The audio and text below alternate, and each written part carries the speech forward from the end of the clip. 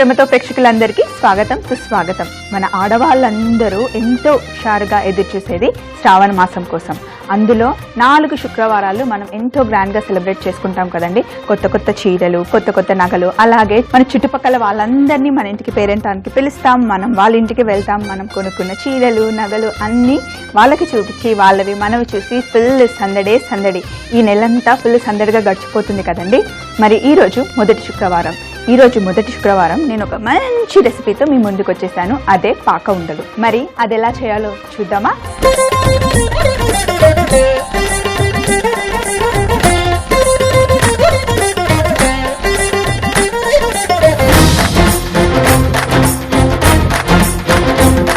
పాక ఉండలు చేసుకోవడానికి మనకి ముందుగా బెల్లం కావాలి. అలాగే ఒక 2 గంటల ముందే బియ్యం నానబెట్టుకొని పెట్టుకోవాలి. నేను ఆల్రెడీ బియ్యంని ఒక 2 గంటల ముందే నానబెట్టుకున్నాను.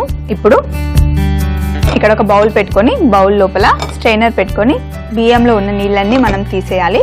ఒక 2-3 గంటల ముందే బియ్యంని ఖచ్చితంగా నానబెట్టుకోవాలి.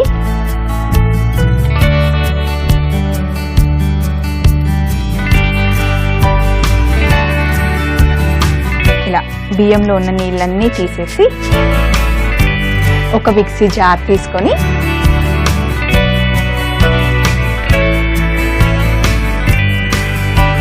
ఈ బియ్యంని ఇందులో వేసేద్దాం. వేసేసి బియ్యంని పౌడర్ చేసుకొని వచ్చేయాలి. నేను వెళ్ళి పౌడర్ చేసుకొని వచ్చేస్తాను.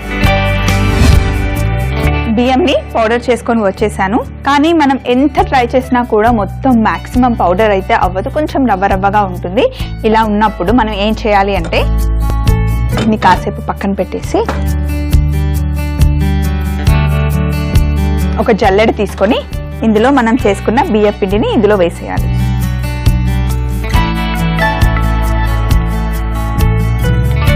ఏదైతే రవ్వగా ఉందో దాన్ని మటుకి ఈ జల్లెడలో వదిలేసి కిందంతా పిండి చక్కగా పడుతుంది.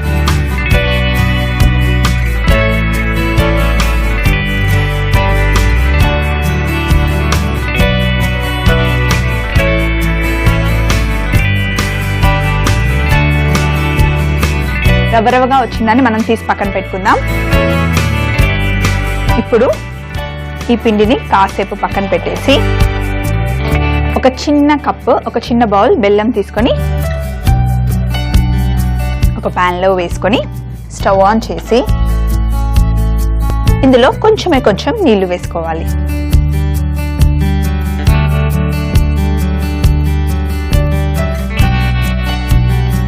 మరి ఎక్కువగా నీళ్లు కాదు, కొంచెం నీళ్లు వేసుకోవాలి. అలా అని ముదురు పాకం వచ్చే వరకు చేసుకోకుండా కొంచెం నార్మల్ గా పాకం వచ్చే వరకు బెల్లంని ఉడికించుకోవాలి.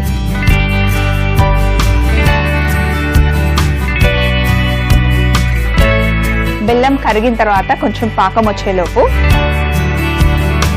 ఇప్పుడు ఒక బౌల్ తీసుకొని ఇందులో మనం జల్లెడ పట్టుకున్న బియ్య పిండి,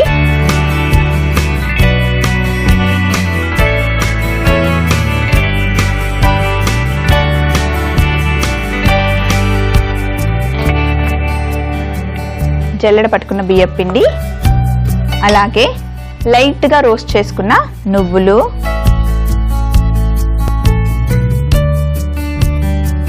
కొంచెం ఇలాచీ పొడి,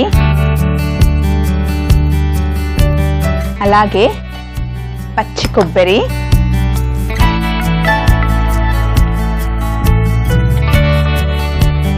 ఫుల్ టేబుల్ స్పూన్ ఆవు నెయ్యి.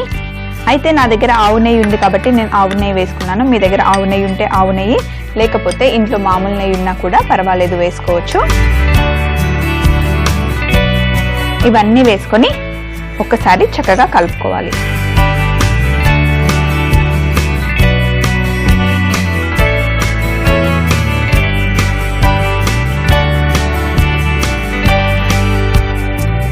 ఇవన్నీ కలుపుకున్న తర్వాత ఇక్కడ ఆల్రెడీ బెల్లం కరిగింది, పాకం కూడా రావడం స్టార్ట్ అయింది. మరి ముదురు పాకం వచ్చే వరకు కాకుండా లేత పాకం వచ్చే వరకు కుక్ చేసుకోవాలి. ఇప్పుడు మనం అన్ని కలుపుకున్న మిశ్రమం ఉంది కదా, బియ్య పిండి, నువ్వులు, అలాగే నెయ్యి, వీటిని ఇందులో కొంచెం ఈ పిండిని ఈ బెల్లం పాకంలో వేస్తూ కలుపుకోవాలి.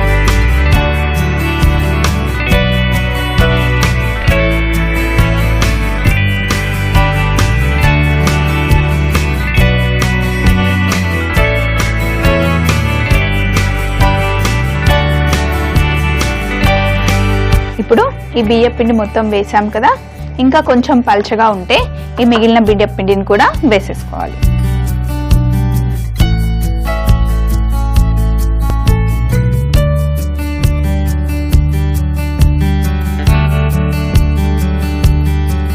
ఇలా బియ్య పిండి, నువ్వులు అన్ని వేసుకున్న మిశ్రమం, ఇంకా పచ్చి కొబ్బరి ఉంది కాబట్టి ఈ కాంబినేషన్ చాలా బాగుంటుంది.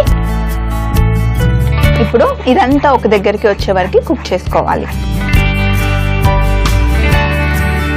ఇక్కడ నేను పిండి పదార్థం అంతా దగ్గరికి కలిపి పెట్టుకున్నాను చూడండి. చూస్తే అచ్చంగా చలిమిడి లాగా ఉంది కదా. ఇప్పుడు దీన్ని మనం ఏం చేయాలి అంటే ఒక ప్లేట్ తీసుకొని ఇందులో చిన్న చిన్న ఉండలుగా చేసుకోవాలి. ఇలా చిన్న చిన్న ఉండలు చేసుకోవాలి.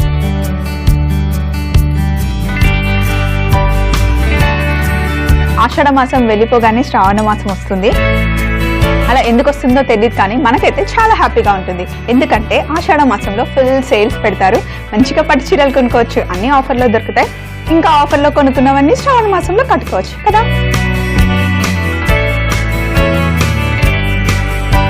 అన్ని ఇంకా ఈ నెల రోజుల్లో కాలనీ అంతా చాలా కలర్ఫుల్ గా ఉంటుంది. ఎందుకంటే వాయనాల కోసం కాలనీ మొత్తం ఇరుగు పొరుగు వాళ్ళు వాయనాలు ఇచ్చిపుచ్చుకుంటూ ఉంటారు కదా. అలాగే ఎవరికి తోచింది అంటే శ్రావణ మాసంలో రకరకాల నైవేద్యాలు అమ్మవారికి చేసి పెడుతూ ఉంటారు. కొందరు 5 రకాల నైవేద్యాలు, కొందరు 9 రకాలు, కొందరు 11 రకాలు, అలా డిఫరెంట్ ఐటమ్స్ అన్ని చేసి అమ్మవారికి నైవేద్యంగా పెడుతూ ఉంటారు. అందుకే ఎప్పుడు రెగ్యులర్గా పెట్టినట్టు శనగలు, గారెలు, పాయసం, బొబ్బట్లు అలా కాకుండా ఇలా కొంచెం డిఫరెంట్ ఐటమ్స్ చేసి పెడితే బాగుంటుంది. మీ ఫ్రెండ్స్ అందరూ ఇంటికి వస్తారు కాబట్టి వాళ్ళకి ప్రసాదంగా ఇచ్చినప్పుడు వాళ్ళు కూడా హ్యాపీగా ఫీల్ అవుతారు. ఇలా అన్ని ఉండలు ఒకే సైజులో రౌండ్ గా చేసుకోవాలి. ఎప్పుడు చీరలు, నగలే కాకుండా రెసిపీస్ కూడా ఫ్రెండ్స్తో షేర్ చేసుకోవచ్చు. సో అన్ని ఉండలు ఇలా చిన్నగా చేసి పెట్టుకోవాలి.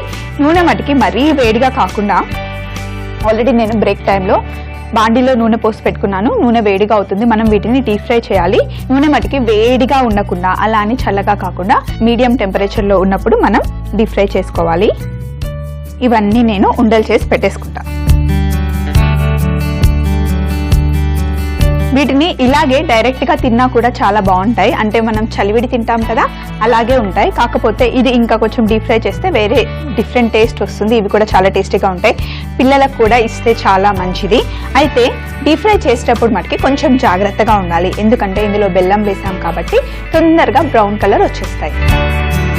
కొంచెం జాగ్రత్తగా, మరి ఎక్కువ మంట పెట్టి కనుక మనం డీప్ ఫ్రై చేస్తే అప్పుడప్పుడు పగిలిపోతాయి. అందుకే మరి ఎక్కువ మంట పెట్టకుండా చిన్న మంటలో కుక్ చేసుకుంటే ఎలాంటి ప్రమాదం ఉండదు.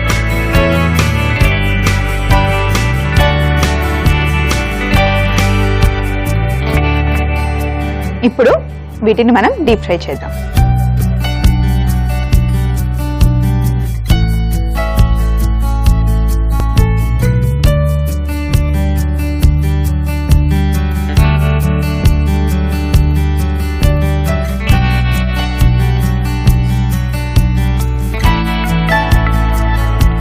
డీప్ ఫ్రై కూడా ఎక్కువ టైం పట్టదండి, తొందరగా వేగిపోతాయి. ఇవి తొందరగా కలర్ వచ్చేస్తాయి. ఎందుకంటే ఇందులో బెల్లం ఉన్నా, చక్కెర ఉన్నా కూడా తొందరగా కలర్ వచ్చేస్తాయి.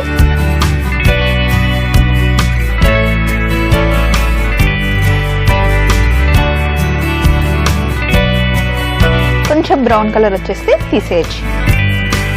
ఈ లోపల ప్లేట్ కూడా రెడీ చేసుకుందాం.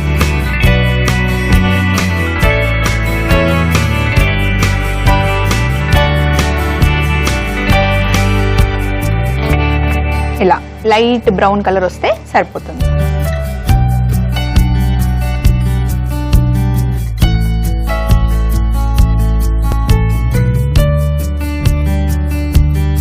అంతే, పాకుండలు రెడీ అయిపోయాయి. ఇవి కొన్ని రోజులు మనం నిల్వ కూడా పెట్టుకోవచ్చు. డబ్బాలో వేసుకుంటే 10-15 రోజులు మనం నిల్వ పెట్టుకోవచ్చు. టేస్ట్ అసలు ఏం చేంజ్ అవ్వకుండా ఇప్పుడు ఎలా ఉన్నాయో అలాగే ఉంటాయి.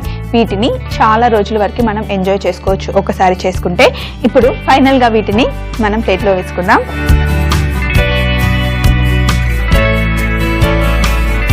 వావ్, ఎంత బాగున్నాయి కదా. జస్ట్ ఒక 2 గంటల ముందు బియ్యంని నానబెట్టుకుంటే సరిపోతుందండి. ఈ రెసిపీ ఒక హార్డ్లీ 10 మినిట్స్లో చేసేయచ్చు. ఇప్పుడు వీటిని మనం అమ్మవారికి నైవేద్యం పెడదాం.